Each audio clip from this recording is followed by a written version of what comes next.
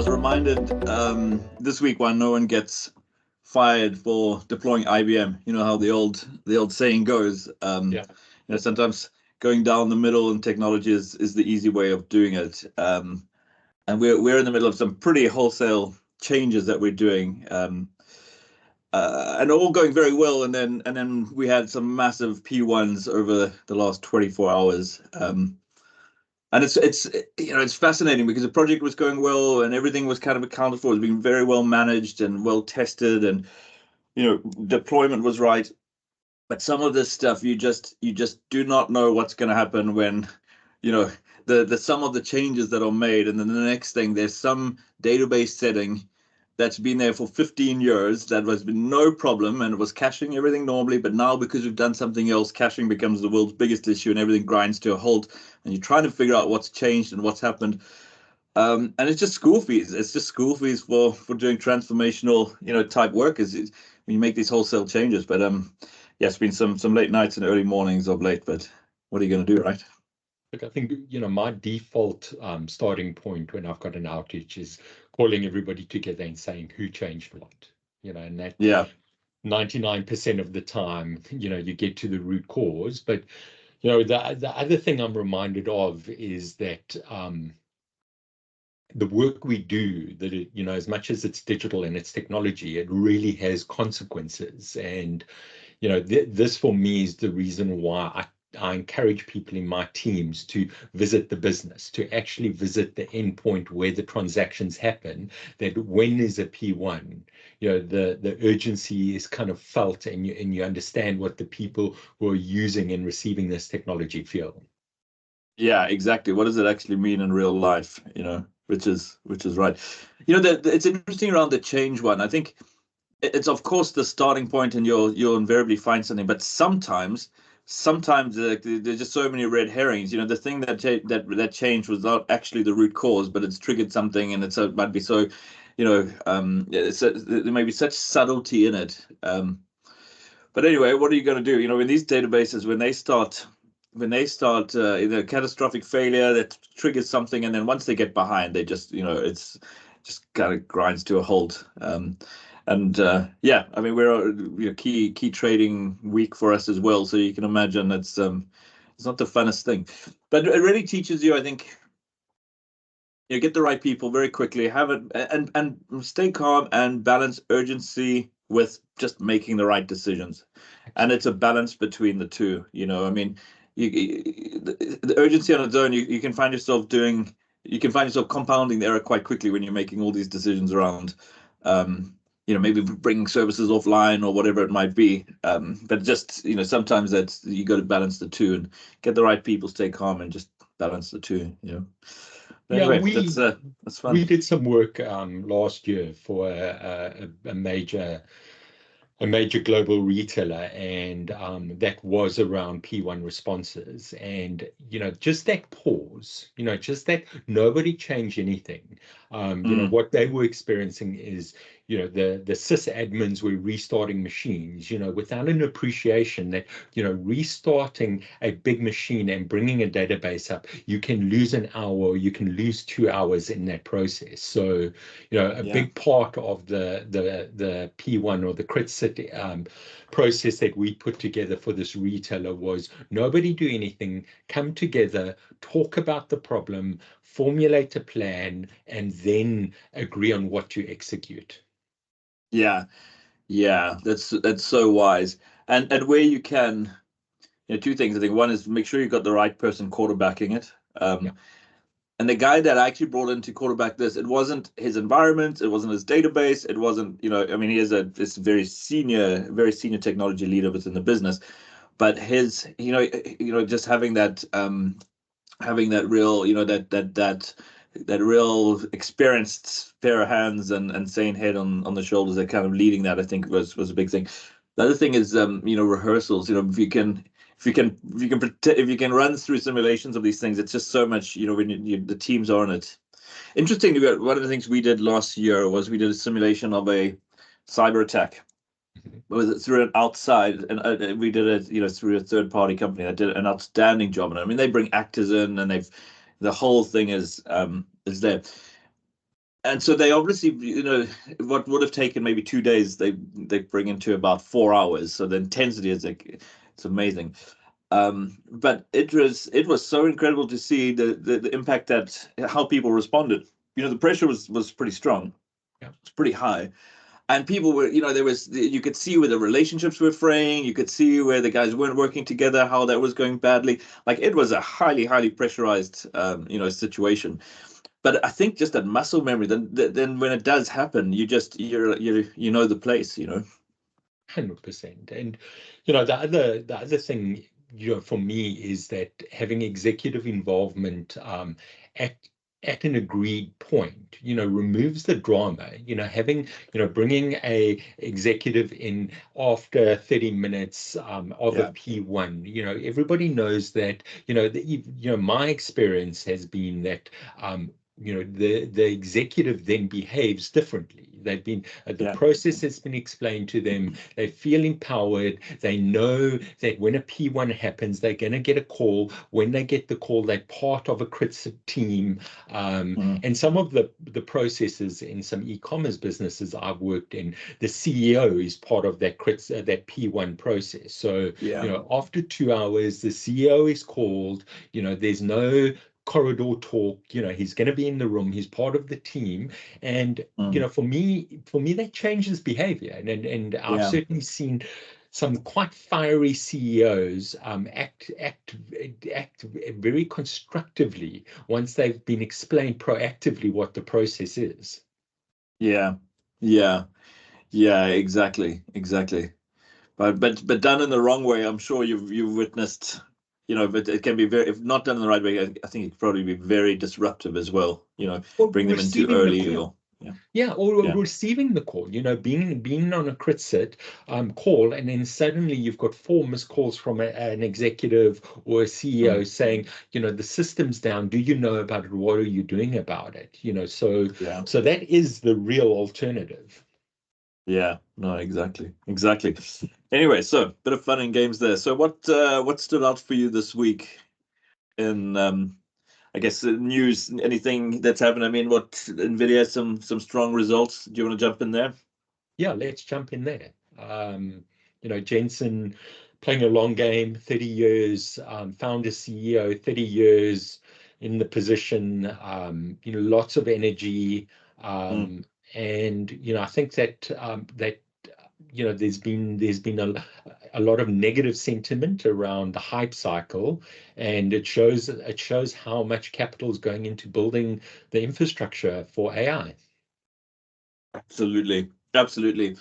So I got two things quite dramatically wrong in with regards to this. Number one, he wore a suit. Oh, really? He Okay. did. He wore a suit. Yeah. After we were saying he's never seen without his jacket, but it was notable by its, the jacket was notable by its absence. So I got to put my hand up on that one. The other thing is, I think I probably said that I thought that Nvidia was kind of toppy. And that the battle to probably live up to the expectation of the multiple was a bit high, and so there wasn't too much left in it, which obviously turned out to be complete rubbish. And they had very strong results. After hours trading was pretty average. I think they made a bit of ground back, but they were trading the same, at more or less the same level that they were at the end of the previous week.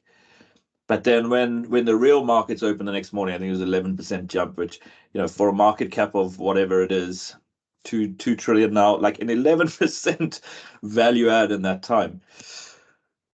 Who are the winners though? Who are the winners in all of this? All the spend. So obviously Nvidia are a big, they're winning. Mhm. Um, but who else? Who else in the chain?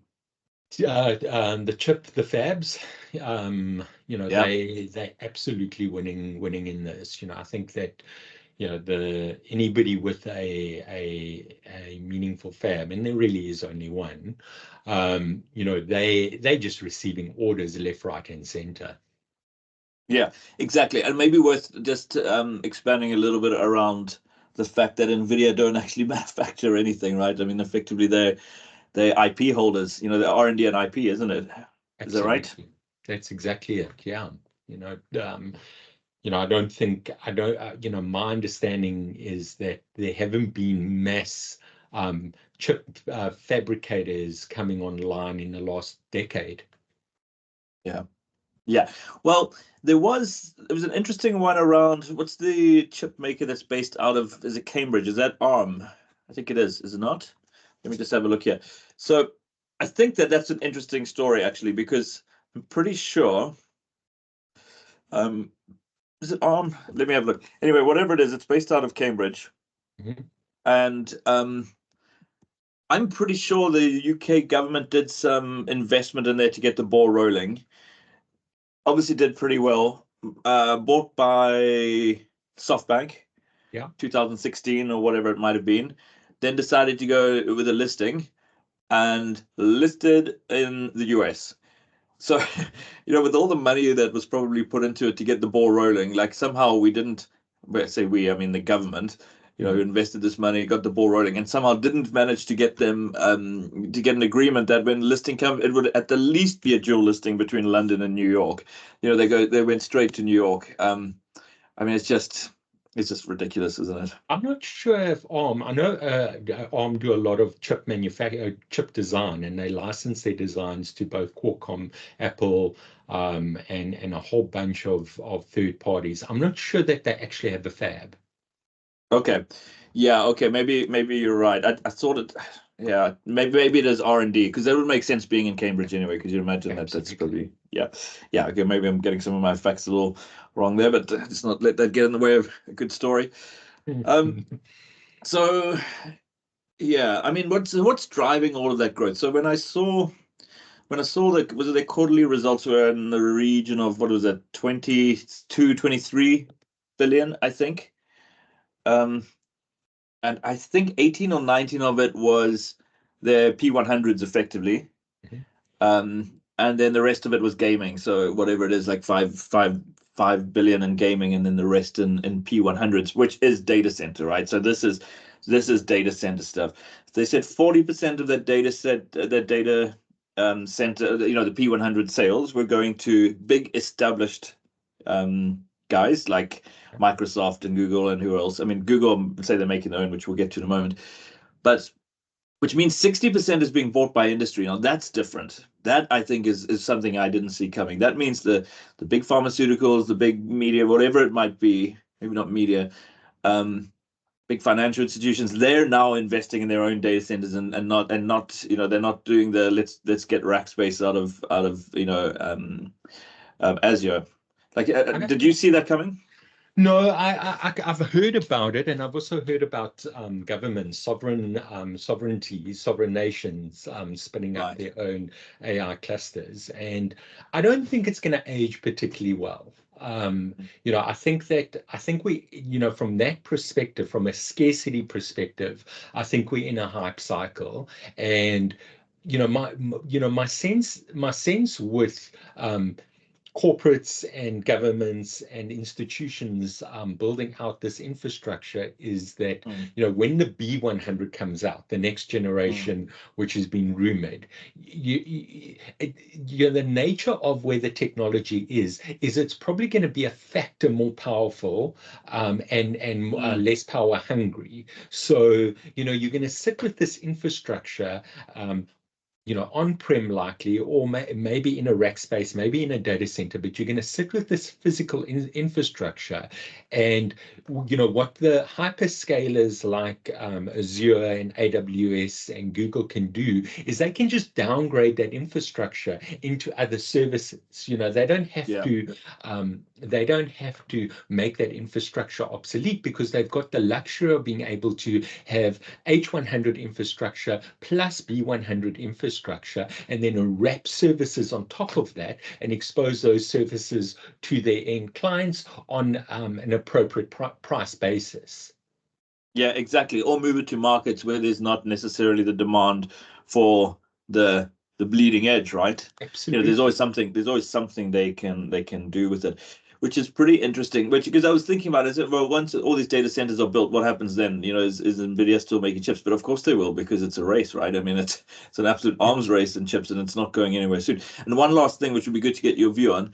I think the average selling price of the of their current flagship chip is about 30,000 US. Is that right? 30,000 US, yeah.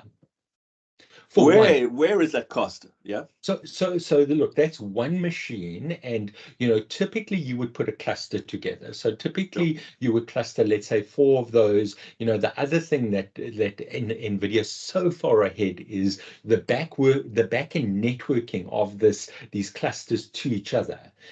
Jensen's done a whole bunch of acquisitions over the years that these clusters are super fast in communicating with each other. Yeah. To answer your question, I think that the majority of that is because they don't have competitors. I think that what they're doing is they selling the best device to the market at the highest price they can possibly get for it, and they're plowing the rest of the money into R&D. Yeah. Yeah. Incredible, right? But Do you remember when we went? Sorry, yes. sorry. The other interesting rumor I heard this week, and I wouldn't mind your opinion on it, is it, the Saudi wealth fund is so involved with AI at the moment.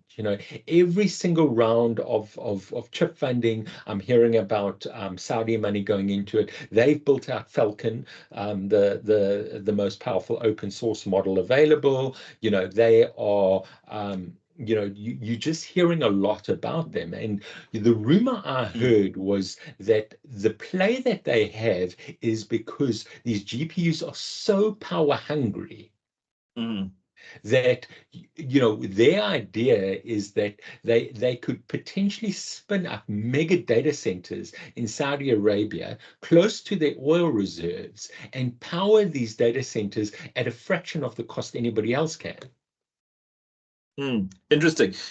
I think it was Falcon not out of the UAE. Falcon might have been out of the UAE. Yes, I think Anyway, you are. I think the point still stands. I mean, obviously, the Saudi money, and the Saudi money turns up in many guises. Part of it is in the Vision Fund with SoftBank, and some of it is obviously through their own arms, investment arm. There's one major issue that I see in this, and I get what you're saying around you're close to the source of energy, and these things are so energy hungry. The problem is with these is that the thermal limits to the chips are a very, very material thing. When Google came out with their extended, how many tokens was it? It was 1.5 million, but they said they could get up to 10 million, context, window. But they said that the 10 million brought it to the thermal limit of the P100, right?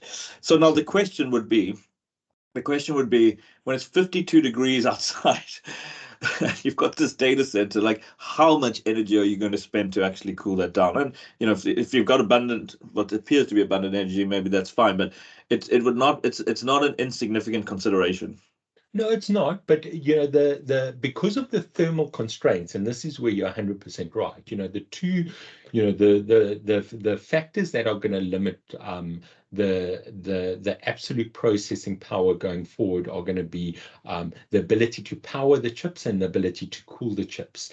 And the most efficient way to cool computing infrastructure is liquid cooling.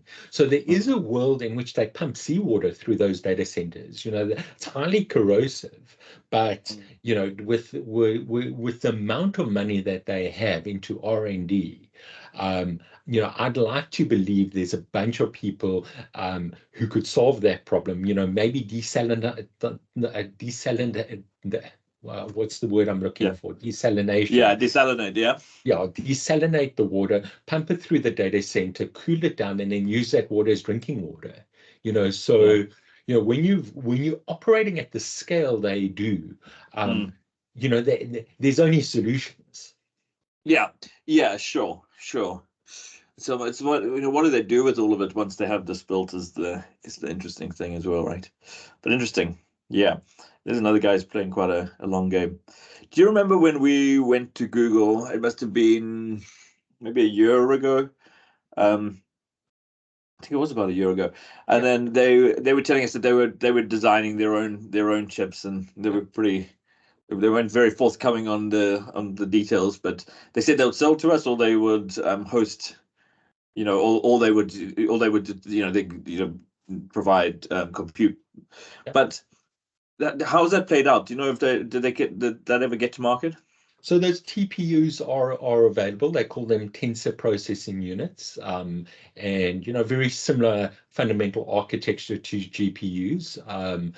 And my understanding is that they are available. I haven't dug deeper into whether those TPUs are available for enterprises to purchase on-prem. But I do remember them saying that the idea was to commercialize them and have this hybrid approach. Where I think it'll be interesting to play out is the Google phone. The Pixel phone is powered by their proprietary chip, their TPU, their tensor processing unit chip. And will we see a world? Well, we will certainly, but what will the world look like when we've got LLMs running on device? Exactly. And that leads into the question, where's Apple in all of this, right? Because there hasn't really been a lot that's been said. They haven't been very forthcoming on their kind of AI strategy. Certainly not that I've seen. But I imagine the announcement is going to come around custom chips to run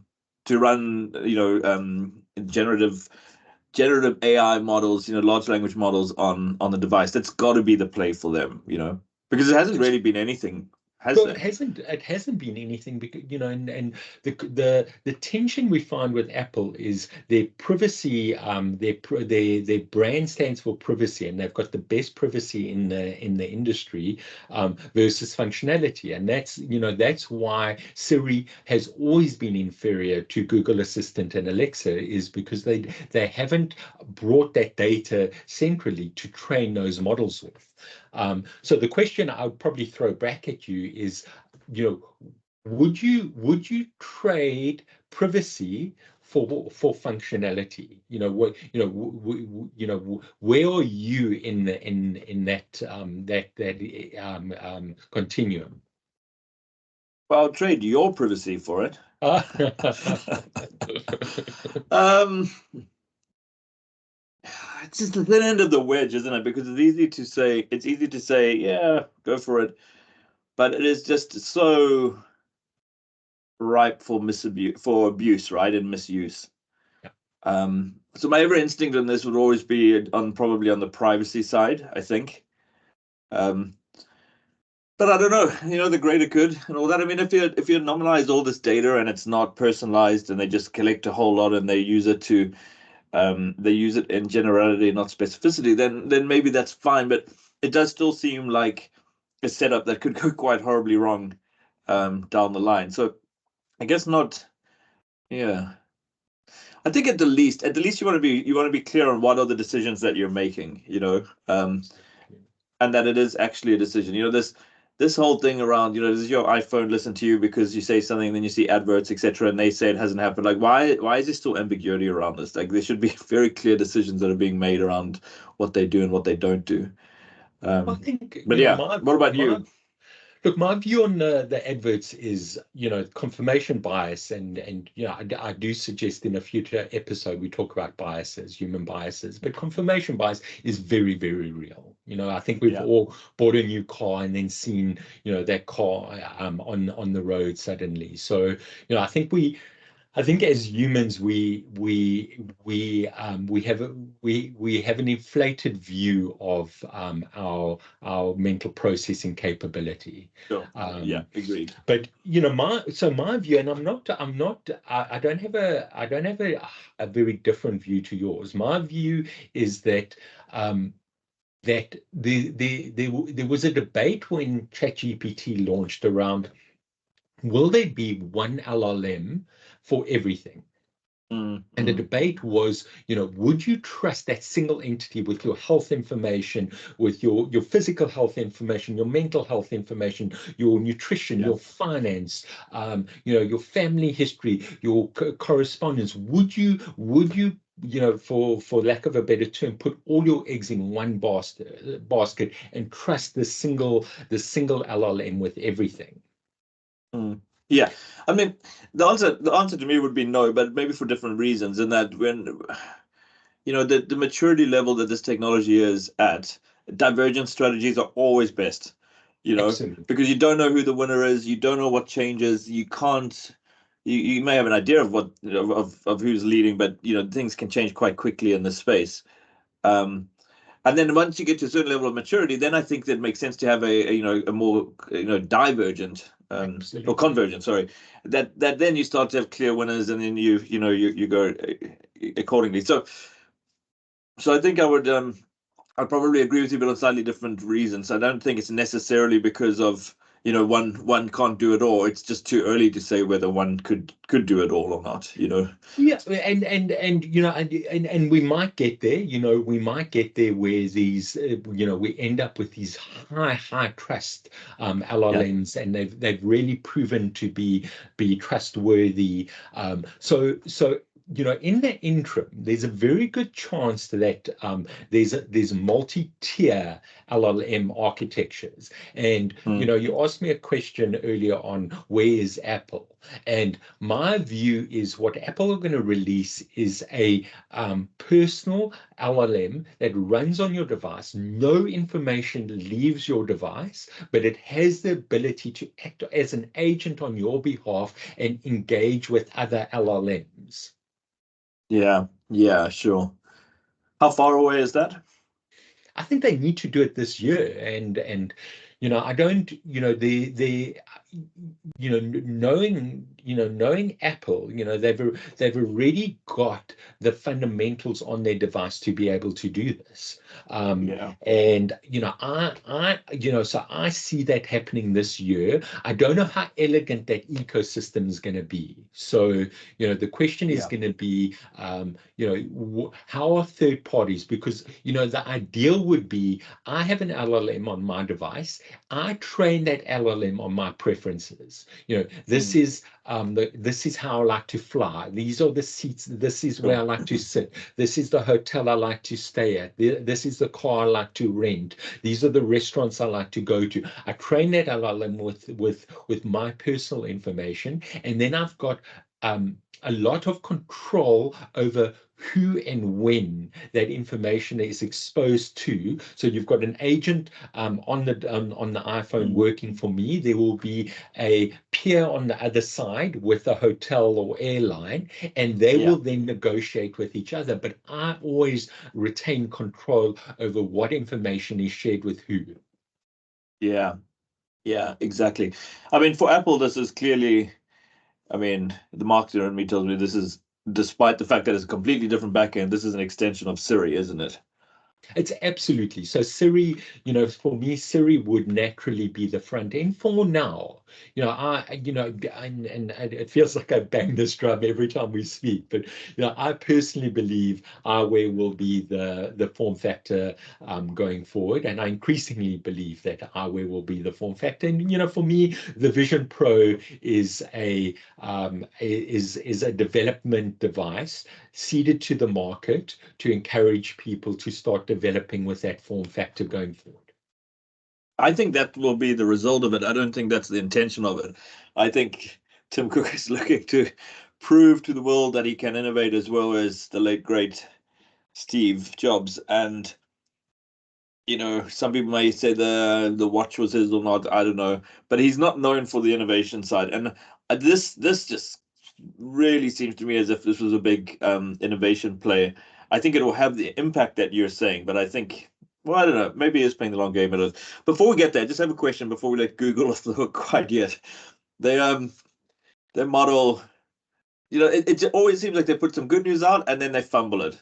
So if you think about when they first launched their GPT, and then it turned out everyone was pretty happy and good, well done. And then it turned out they'd edited their video. And then everyone said, well, that's ridiculous, right?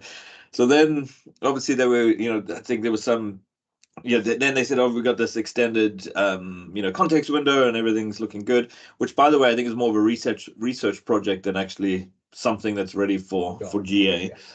Yeah.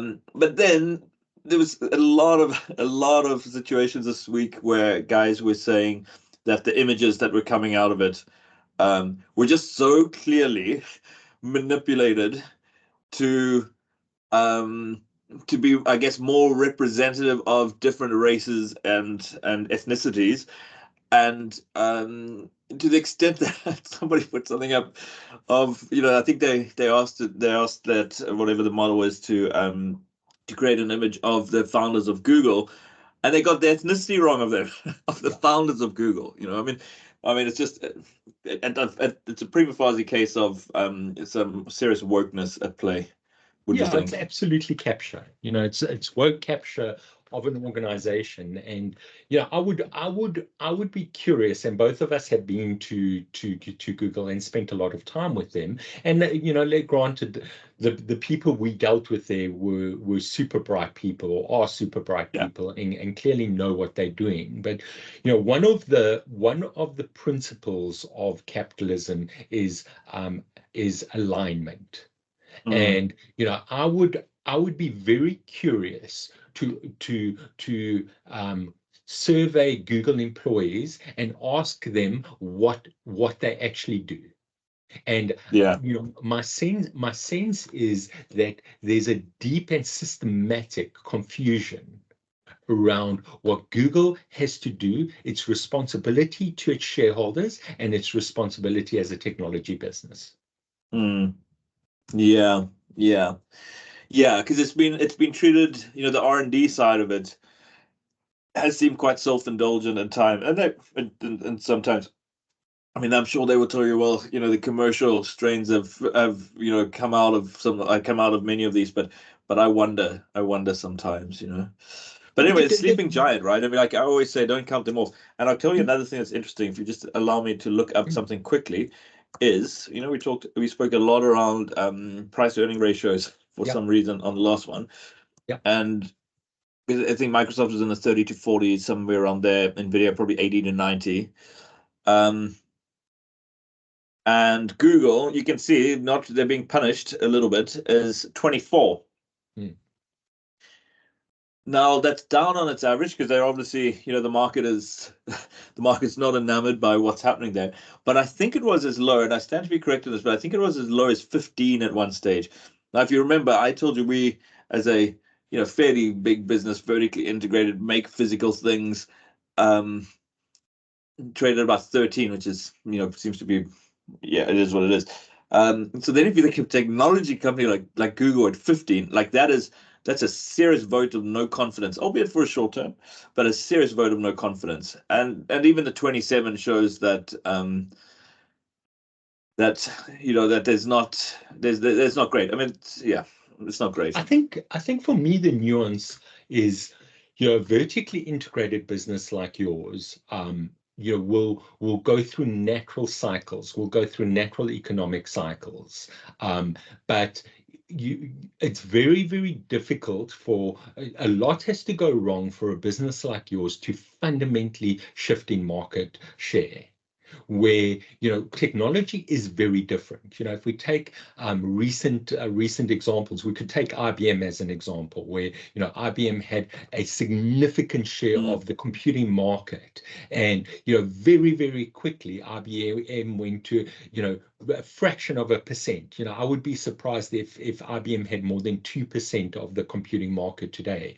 Nokia, who we mm, spoke about last week, went from dominating the handset market, yeah, missed one or two trends, and completely, today Nokia is a networking telecommunications business. RIM is another example of yeah, that. There's a BlackBerry, whole yeah, so I think the nuance here is that tech leaders like Google have a history of falling off the cliff and going mm, from their current market share to single digit percentage market shares. And I think that might be priced into the share. yeah. Yeah, interesting, because that's, I guess, it begs the question around, are tech businesses, good investment targets, right? Is this where you should put your money? And the answer, it seems to be quite polarized. It's either extremely yes or definitely no. It's like Yeah, there's, you put, Nvidia, yes. Research in motion, no. Great movie on that, by the way, if you haven't seen it. Really I worth haven't looking at. either. Yeah, Yeah, I it's haven't. good watch. Good watch. Um, And it seems to me that the distinction is made in a number of ways. One is the network effect. If you can get the network effect going, it's something very transformational has to come by for you to really get pushed off your perch there.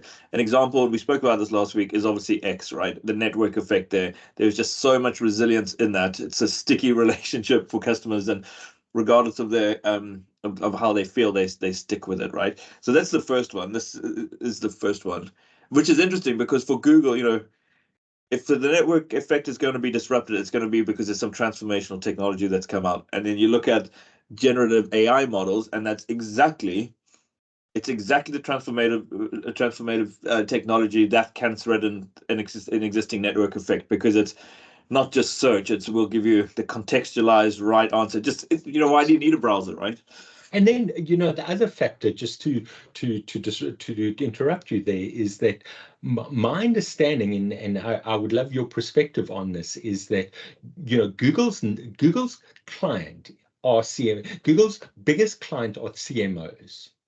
Yeah. And Google, at very best, has a strained relationship with CMOs. It's not a deep relationship. It's not an intimate relationship. It's this relationship of, we will sell you AdWords for as high as possible, and you will bid with your competitor for our benefit.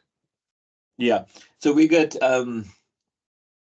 yeah, exactly. I mean, we're quite fortunate that our business model doesn't require huge amounts of a huge advertising budget for various reasons that we can get into at a later date. But we do spend a fair amount of money on in the digital space. Whether we're boosting our own content, whether we're placing ads, whether we're optimizing search. Effectively the three, with Google, Meta, and a couple of the others. TikTok would be big, but Google is obviously where we're spending probably the lion's share of the money, and we don't get an account manager or somebody who's dedicated to our account. There's no one to speak to. Like, it's good luck, off you go. So So at least like the oracles of the world and the saps of the world, can probably smooth over delays and disruptions in being cutting edge. When you've fostered a relationship the way Google has with CMOs, mm, there's no there's no underlying. goodwill. There's no goodwill. That's exactly it. Yeah. So I mean, it's a relationship of convenience until it's not, and then yeah. I think the other thing, that sets the good tech companies apart from the ones that are easily replaced are the moats, and obviously quite a popular um, idea at the moment. But it's something that Apple does very, very well, because they've got the hardware, and they've got the software, and they've got the App Store, and they've got it's all coming together. Music and whatever else. You put these together, and they become, one of those you can replicate. All of them together becomes very difficult to replicate. So businesses that have got good moats, I think, you either have to have a very good network effect, or you got to have some very seriously interlinked moats that make it a difficult business to duplicate. If it doesn't have any of those, it's almost certainly it's in a phase, and it's not to say it won't do well, but the future is far, far from guaranteed. Absolutely. And yeah, I think that, if we look at some of the modes that Google have, single sign-on is probably one of them. And I don't think either of us are suggesting that Google will go away. If we look at No, Facebook no. on its own, could be its own asset. They could spin Facebook off. It's got enough network effect. It's got enough of a community to stand on its own as a business.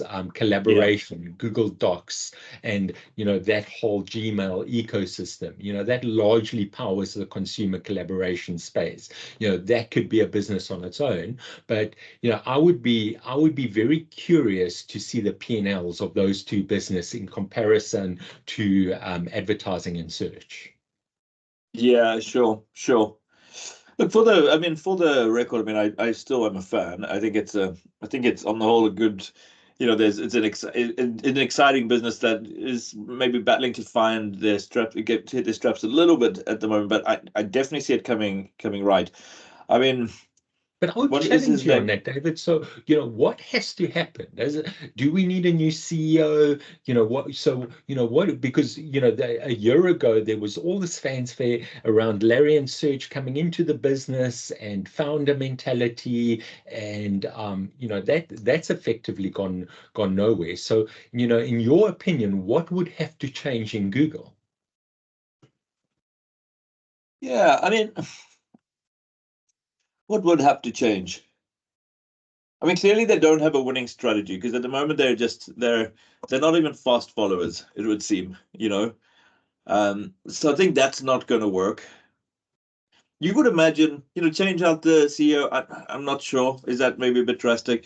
Does it need a little bit of time for them to find their feet? Because if Sergey and Larry have come back, Sergey and Larry have actually come back into the business and are playing a role, which I truly believe they have. There's such reputational pride and whatever else that's on stake, and also proven technologists who take quite have quite significantly innovative takes on the world. So maybe some of it is time. Maybe some of it is time. I guess. Well, let's put it this way: they can't do another 12 months like this. Like something has to. Like do another 12 months like this, then I think. Well, I don't think anyone will be listening to what I say, but at a multiple, if a multiple gets closer to 20 or below, I think there's going to be enough. I mean, there will be enough shareholder, I think, noise that things will naturally change. But I think what's his name? Demis Hassabis. Is that his name? Who was the DeepMind founder? Um, I know Mustafa was part of that team. I'm not sure yeah, who the rest of that leadership team was. Yeah. I think it is Hassabis who runs it currently. He's a Uh, very, very smart guy. I mean, this is what they've done. Protein folding and all sorts of things is really, really like it's a guy you would back to get it right. Um, and don't I, they own YouTube, don't they? they absolutely own YouTube. So So this is where they're going to get it. This is, I think, where they're going to get ahead is because absolutely. that's where all they will have the world's greatest data set, I think. Sorry, you were If saying. they're allowed to, if they are allowed to, so they've got this, they've got the data in YouTube. But my understanding, having spoken to people closer to Google than I am, is that it's captured. It's captured by unions, it's captured by agendas. There's, they've created a culture where it's difficult to have critical thinking and share thoughts openly because it doesn't fit the woke agenda, the woke mind virus that has infected Google. And then my second point is, you know, in order to lead a company of that size, you need to be match fit. And a lot of questions around, how does Elon Musk do this? Elon Musk does this because he hasn't stopped for 30 years. So to bring Larry and Sergey off the bench, can you come off the bench and be match fit and have that fire in your belly every morning and have the hard conversations and hire and fire the right people? Mm, mm. Yeah, yeah. I wonder. I wonder. Time will tell. Time will tell. I would say this is not investing advice, but I would say if you believe like I do that there is upside, Yeah. this is not a bad time to take a position. It would be it would be it would be taught in business schools for years to come if they didn't come right, because it would be the ultimate fumble of having all the data, of having all the innovation, of being way ahead of in AI, more traditional AI, of inventing the transformer. Yeah. I mean, you name it. Like it would be the biggest fumble since I don't know when actually. Oh, So it's Xerox, IBM, Hewlett Packard. it's These them are. all put together would be this. I don't know. I think that IBM and Xerox were up there. Xerox invented the user interface. So, No, I understand, but like, yeah, okay, maybe it's putting it together too much, but it's not far off it because if you look at the amount of cash generated and just that dominant market position, and like there was every every reason to succeed in this, which is why incidentally I think that they will, and if you take a position, potentially could work out well. But as we say, not investing advice. yeah. right? So interesting on this attention. So, I was at a large. I was invited to speak at a large global retailers conference, technology conference, and one of the questions one of the audience members asked me was, what is going to be the front end into e-commerce going forward? Mm. Mm. Have And you? And oh, is that a question? yeah, that's a question. Yeah, I You gave answered the it, but keynote speech, not me. You tell uh, me. look, the answer I gave was not dissimilar to the conversation I had earlier with you around the agents. My belief is that I'll have an agent. That agent will understand, where I am on price, value, warranty, in stock versus out stock, and what that agent will do is broker products on my behalf. Yeah, yeah, yeah. What's the time frame on that? The time frame would be, I think we'll start seeing agents for early adopters in the next 12 to 24 months.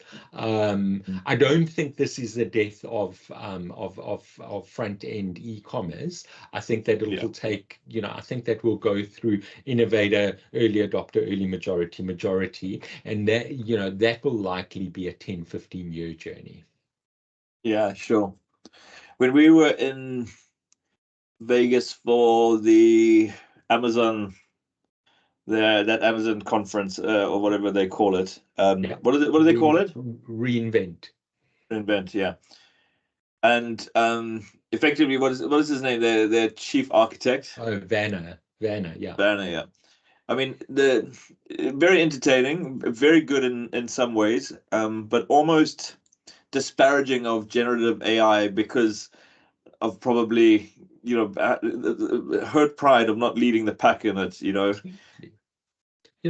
He's going to sell his own book there, and for me, OpenAI and Google are so far ahead. The Google have no ability to execute, but everybody really is playing catch up. And you shared on our chat, an article, a very interesting article on whether the world is ready for GPT-5. Mm, It yeah. feels like Amazon are still scratching with GPT 3.5 Yes. Well, yeah. At best. At at best. best. Yeah. Yeah. I mean, that if I was them, I'd be less concerned around selling it to the world, and I'd be more concerned around how I make it work in my own the world's biggest e-commerce platform, right? That's the end goal for them. It's not to go and compete with OpenAI and have environments that are, set up to run different models and whatever else, which they seem to be, just trying to show that they're just a general marketplace. No one wants to put no one wants to put their stuff into AWS any longer. There's just such antagonism towards the brand, especially when they compete, that even if they're good services, and they are good services, I mean, it's probably the best microservices you'll get would be, I would think, maybe an AWS. Um, Absolutely. but there's such antagonism that the thought of a dollar or pound going into Amazon is just unpalatable for so many. And I think Azure have really capitalized on this. Um, but that's what they need to worry. Don't worry about all the other stuff and trying to sell this in your AWS environment. Maybe, but it's never going to, unless you do something different, it's not going to make a difference. Go and figure out how you go and reinvent e-commerce, and your payback on that will be 10x, 100x that will on trying to get people to run their models in new environment. But the challenge, so to juxtapose that, the challenge they have is that they don't have the distribution. So they are always serving their e-commerce experience on an iPhone, on an Android device, in a walled garden. So my question is, if I look at Amazon's business model, they're not a vertically integrated business model. The two major assets they have is their data center and logistics. Mm, And, Mm-hmm. both of those can be disrupted. Zuck has, better distribution. He's got WhatsApp, the number one messaging platform in a lot of countries. And I saw some data recently showing that WhatsApp is the highest growth messaging platform in the US. So the chances are that WhatsApp is going to become the de facto standard messaging platform going forward. And if that is the case, Zuck has better technology distribution or eyeballs on his platform than Amazon do. Yeah, sure. He's got a hell of a job in commercializing it. A bit of WhatsApp for business, but the lion's share of it. I mean, yeah. Anyway, it's the network effect is very strong there. So he's always going to be, there's always going to be something good that comes from it. Absolutely. But to the earlier point on valuations on tech, I think that I wouldn't bet against Amazon. I'm certainly long Amazon, but I do think for the first time we're seeing a possibility, certainly a greater than zero possibility that Amazon gets disrupted, and that disruption could happen very, very quickly. Yeah, no, that's right. I think that's right. As we kind of draw to an end, I had a question for you. What have you been reading? So I'm going through a phase, historical fiction phase, and in December I read War and Peace, and at the moment I'm reading The Count of Casablanca. No, The Monte Count Cristo. Count of Monte Cristo. Yeah, Chris, you're going to have to fix that for me. So at the moment I'm No, reading The Count. we're keeping that in. No. This is raw and real. There's no fixing in post. Okay, so I'll take that on the chin. It's Friday afternoon, and By the way, there's a lot of doubt as to whether you actually have read it now. okay, well, I'm happy for Q&A in the comments. So for me, the one of the things that I'm really enjoying about historical fiction is how big how big and powerful these historical figures were. I think first and foremost, Genghis Khan. We cannot fathom the power that single individual had. Yeah. And Napoleon features very, very strongly in both War and Peace and Yeah, the Count of Casablanca. I mean, it scans well, but and for me, we look at politics and we look at Biden and we look at Trump and we look at global leaders. They have a fraction of the power that historical leaders had. Sure. Yeah, exactly. And all the wealthiest people that ever lived in their terms were before, despite the massive amount of wealth created at the moment. It's always historic figures, Rockefeller and so forth, as opposed to now. And yourself, what are you reading, David? I just finished two. The first one was the founders around the founding of PayPal. Yeah. And the subsequent PayPal mafia that came out of that. Very, very interesting. A couple of things that really stood out for me was that how hostile the relationship between PayPal and eBay was, despite the fact that it was symbiotic to its core. Just eBay was so hostile towards eBay. eBay was so hostile towards PayPal, and in fact, if they'd played their cards right, they could have destroyed PayPal early on, and then PayPal got the network effect going, and then the sellers preferred PayPal. So then eBay were trying to do all these things to get their own payment, and they bought another payments company and whatever else. But they ended up just pissing off their own user base. So kind of got into a situation where they were forced to in the end they actually did buy them, but it was so far down the line. I think it was Meg Whitman who was running it. I mean, it's just not smart at all in terms of the way it was done. I think it worked out in the long term because then there was massive shareholder activism by Cole Icahn, who put a lot of pressure to spin PayPal off like years down the line, and they did, and I think it was bigger than eBay at that stage when they so massive business. I mean, Elon will still tell you that they got it wrong. They should have, become the they should have become the modern banking for, they should have taken over modern banking. Maybe want something he'll do with X. We'll see. So it was the first one, and the second one was a book called Conspiracy, which the connection is it was the way Peter Thiel funded the Hulk Hogan's Gawker lawsuit. You familiar with this? No, I'm not familiar with it.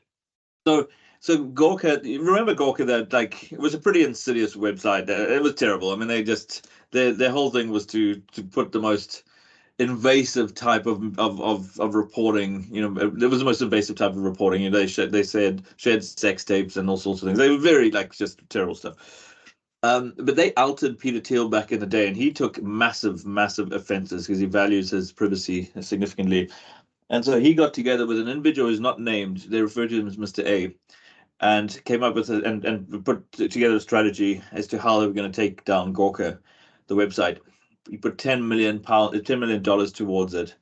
And then this guy went. He was a law student who had just graduated, and he crossed the globe looking for cases. And then the case that they settled on was when sex tape that Hulk Hogan was filmed in, unbeknown to him, was released by Gawker. And Peter Thiel funded that lawsuit completely anonymously. And then I think they found in favor of Hulk Hogan, and I think the payout was 115 million, and that was the end of Gawker. But it's this whole conspiracy. I mean, it is the true nature of the word conspiracy, as to how Peter Thiel was kind of behind all of that. And I think once he won, I think he was more keen for people to know it was him, and he kind of let it slip a little bit. But during it was just completely in the shadows. So interesting story, worth a Google if you get a chance. Okay, no, they both sound like fascinating reads to me. Thank you. Yeah, I'm sure I haven't done them justice, but anyway, there you go. Good. Well, things to look out for this coming week. I think that this Gemini controversy, I don't think is. I think it's just starting. It'll be interesting to see, who takes the fall and how they come back from it. So that for me is quite interesting. Yeah. And yourself? Yeah, I'm not sure actually. I think I guess something that sits with me a little bit is the GPT fun and games that happened. There was a night or two when like nonsensical answers seemed to be coming out. I don't even think it was hallucinations, maybe it was, but it just didn't seem to be working very well. Um, I don't think they can afford another week of that. I think people understand that these models are slightly unstable, and one week I think is fine. 2 weeks I think could significantly hurt the brand, so to speak, and everything that it stands for and how important it is to Microsoft. So I'm sure they're all over it, but yeah, credibility wise, I don't think they can do another week like that. Okay, it'll be interesting to see. I've heard you talk about this in project meetings, and immediately came to mind, is it one instance? When we talk about GPT-4, is it one Yeah. a monolith model in the background, or do Microsoft have an instance? Are there multiple instances of this served around the world? There must be multiple instances, but there must be, they're not branches. They're not Okay. branches. So the underlying learning needs to be distributed, I would imagine. But I imagine that there's multiple instances of how they operate. So I don't know the architecture,. But that would be my guess, I would think. Yeah, and what led me down that school of thought was, you and I, when OpenAI has released functionality, you and I've got that functionality at different times. Yeah. So I do wonder with an issue like that, whether it's an isolated issue, whether they're able to isolate it and take, whether they're able to take that offline. The other question that came to mind was, there's massive incentives to try and prompt engineer these things. And, I Sure. would imagine there's a bunch of universities around the world running experiments around prompt engineering, and how many of these things are actual edge cases and how many of these things are core functionality that the majority of the users would see. Yeah, no, exactly. Look, I think if it was having, because these models are in commercial use now. So Yeah, I've only heard of one, and it was unrelated, where for that airline, and I think you sent it to me, but I'd read it as well, where that GPT that was doing customer service made up a policy, a yeah. refund policy that the person promptly followed, and then was told that they couldn't get a refund for the obvious reasons. Why they fought it, I don't know why they fought it, because I think it went legal in the end, which is just so stupid. I mean, they just should have understood that even if they were right legally, which it turns out they weren't, there was just no upside in going and fighting it, but they did that anyway. So there's case law now. But I didn't with all of the kind of misadventure, I didn't really have much in terms of commercial use or downtime. But these things are also dependent upon there's reputational importance and risk, even if it's not necessarily wide scale harm happening. Mm. Absolutely. No, yeah, you have to, if you Anthropic or Gemini, you have to be high-fiving anybody who can find flaws in any of OpenAI's technology. Yeah, exactly. Well, good, Tony. Good discussion. Yeah. Not sure we've solved any world problems, but there we go. And we'll talk again next week. Thank you, David. Have a good All weekend. right, take care. Cheers. Thank you. Cheers.